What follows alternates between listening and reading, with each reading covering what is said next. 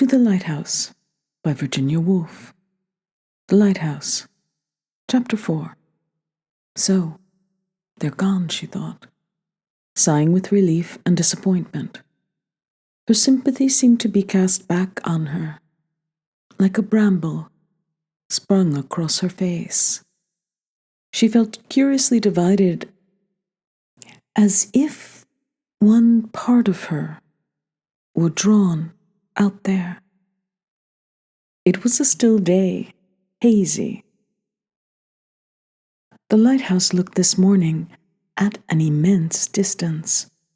The other had fixed itself doggedly, solidly, here on the lawn.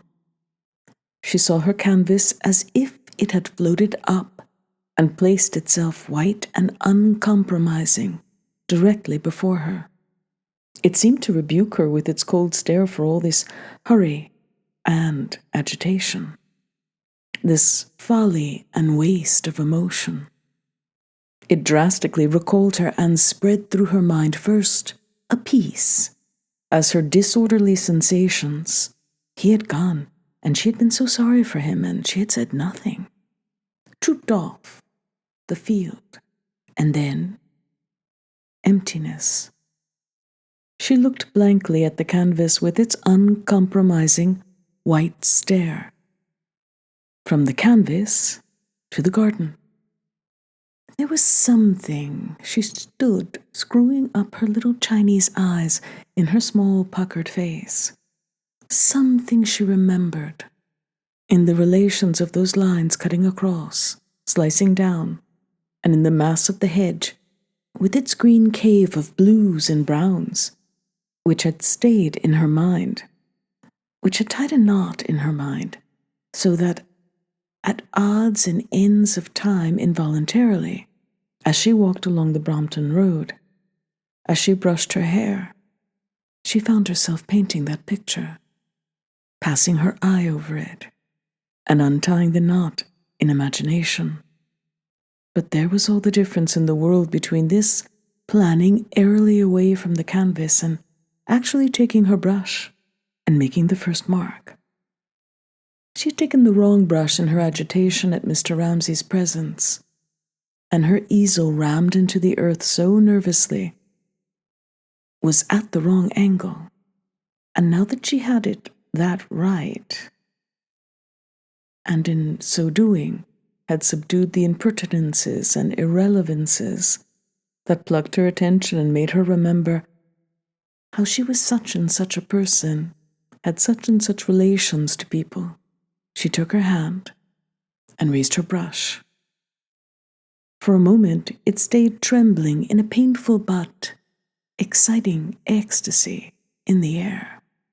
Where to begin? That was the question. At what point to make the first mark? One line placed on the canvas committed her to innumerable risks, to frequent and irrevocable decisions. All that in idea seemed simple became in practice immediately complex, as the waves shaped themselves symmetrically from the cliff top. But to the swimmer among them are divided by steep gulfs and foaming crests. Still, the risk must be run, the mark made. With a curious physical sensation, as if she were urged forward and at the same time must hold herself back, she made her first quick, decisive stroke. The brush descended. It flickered brown over the white canvas. It left a running mark. A second time she did it, a third time, and so pausing and so flickering, she attained a dancing, rhythmical movement, as if the pauses were one part of the rhythm and the strokes another, and all were related. And so, lightly and swiftly, pausing, striking, she scored her canvas with brown running nervous lines, which had no sooner settled there than they enclosed. She felt it looming at her, a space. Down in the hollow of one wave she saw the next wave, towering higher and higher above her. For what could be more formidable Then that space. Here she was again, she thought, stepping back to look at it, drawn out of gossip, out of living, out of this reality which suddenly laid hands on her, emerged, stark, at the back of appearances, and commanded her attention. She was half unwilling, half reluctant. Why always be drawn out and haled away? Why not left in peace to talk to Mr. Carmichael on the lawn? It was an exacting form of intercourse, anyhow. Other worshipful objects were content with worship. Men, women, God, all at one knee prostrate. But this form, were it only the shape of a white lampshade looming on a wicker table, roused one to perpetual combat, challenged one to a fight in which one was bound to be worsted. Always it was in her nature or in her sex, she did not know which. Before she exchanged the fluidity of life for the concentration of painting, she had a few moments of nakedness, when she seemed like an unborn soul, a soul reft of body, hesitating on some windy pinnacle and exposed without protection to all the blasts of doubt. Why, then, did she do it? She looked at the canvas, lightly scored with running lines. It would be hung in the servants' bedrooms. It would be rolled up and stuffed under a sofa. What was the good of doing it then? And she heard some voice saying she couldn't paint, saying she couldn't create, as if she were caught up in one of those habitual currents in which after a certain time experience forms in the mind, so that one repeats words without being aware any longer who originally spoke them. Can't paint, can't write, she murmured monotonously, anxiously considering what her plan of attack should be. For the mass loomed before her. It protruded. She felt it pressing on her eyeballs. Then, as if some juice necessary for the lubrication of her faculties was spontaneously squirted, she began precariously dipping among the blues and umbers, moving her brush hither and thither. But it was now heavier, and went slower, as if it had fallen in with some rhythm which was dictated to her. She kept looking at the hedge, at the canvas. The rhythm was strong enough to bear her along with it, on its current. Certainly she was losing consciousness of outer things, and as she lost consciousness of outer things, and her name, and her personality, and her appearance, and whether Mr. Carmichael was there or not, her mind kept throwing up from its depths scenes and names and sayings, and memories and ideas, like a fountain spurting over that glaring, hideously difficult white space, while she modeled it with greens and blues. Charles Tansley used to say that she remembered women can't paint, can't write. Coming up behind her, he had stood close beside her, a thing she hated, as she painted here on this very spot. "Shag tobacco," he said, 5 pence an ounce, parading his poverty, his principles. But the war had drawn the sting of her femininity. Poor devils, one thought, poor devils, of both sexes. He was always carrying a book about under his arm, a purple book. He worked.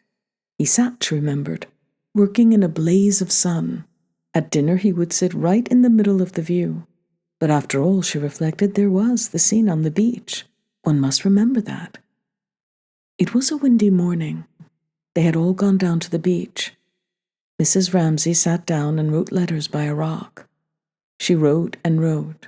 "Oh," she said, looking up at something floating in the sea. "Is it a lobster pot? Is it an upturned boat?" She was so short-sighted that she could not see. And then Charles Tansley became as nice as he could possibly be.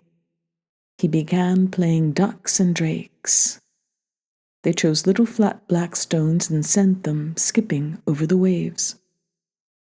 Every now and then Mrs. Ramsay looked up over her spectacles and laughed at them.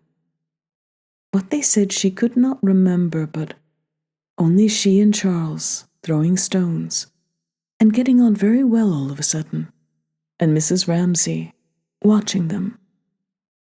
She was highly conscious of that, Mrs. Ramsay, she thought, stepping back and screwing up her eyes. It must have altered the design a good deal when she was sitting on the step with James. There must have been a shadow. When she thought of herself and Charles throwing ducks and drakes, and of the whole scene on the beach, it seemed to depend somehow upon Mrs. Ramsay sitting under the rock, with a pad on her knee, writing letters. She wrote innumerable letters, and sometimes the wind took them, and she and Charles just saved a page from the sea. But what a power was in the human soul, she thought. That woman, sitting there, writing under the rock, resolved everything into simplicity, made these angers, irritations fall off like old rags. She brought together this and that and then this, and so made, out of that miserable silliness and spite, she and Charles' squabbling, sparring had been silly and spiteful, something. This scene on the beach, for example, this moment of friendship and liking, which survived after all these years complete, so that she dipped into it to refashion her memory of him. And there it stayed in the mind, affecting one, almost like a work of art. Like a work of art, she repeated, looking from her canvas to the drawing-room steps and back again. She must rest for a moment, and resting, looking from one to the other vaguely, the old question which traversed the sky of the soul perpetually, the vast, the general question which was apt to particularize itself at such moments as these, when she released faculties that had been on the strain, stood over her, paused over her, darkened over her. What is the meaning of life? That was all, a simple question, one that tended to close in on one with years. The great revelation had never come. The great revelation perhaps never did come. Instead, there were these daily little miracles, illuminations, matches struck unexpectedly in the dark. Here was one, this, that, and the other. Herself and Charles Tansley, and the breaking wave. Mrs. Ramsay bringing them together. Mrs. Ramsay saying, "Life, stand still here." Mrs. Ramsay making of the moment something permanent, as in another sphere Lily herself tried to make of the moment something permanent. This was of the nature of a revelation. In the midst of chaos, there was shape. This eternal passing and flowing, she looked at the clouds going, and the leaves shaking, was struck into stability. Life, stand still here. Mrs. Ramsay said, "Mrs. Ramsay, Mrs. Ramsay," she repeated. She owed it all to her. All was silence. Nobody yet seemed to be stirring in the house. She looked at it there, sleeping in the early sunlight, with its windows green and blue, with the reflected leaves.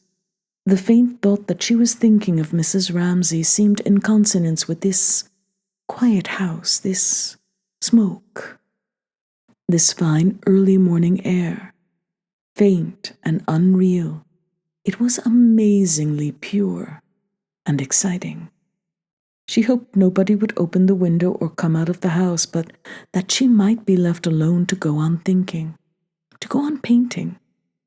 She turned to her canvas, but impelled by some curiosity, driven by the discomfort of the sympathy which she held undischarged. She walked a pace or so to the end of the lawn to see whether, down there on the beach, she could see that little company setting sail, Down there, among the little boats which floated, some with their sails furled, some slowly, for it was very calm moving away. There was one rather apart from the others. The sail was even now being hoisted. She decided that there, in that very distant and entirely silent little boat, Mr. Ramsay was sitting with Cam and James. Now they had got the sail up. Now, after a little flagging and silence, she watched the boat take its way with deliberation, past the other boats, out to sea.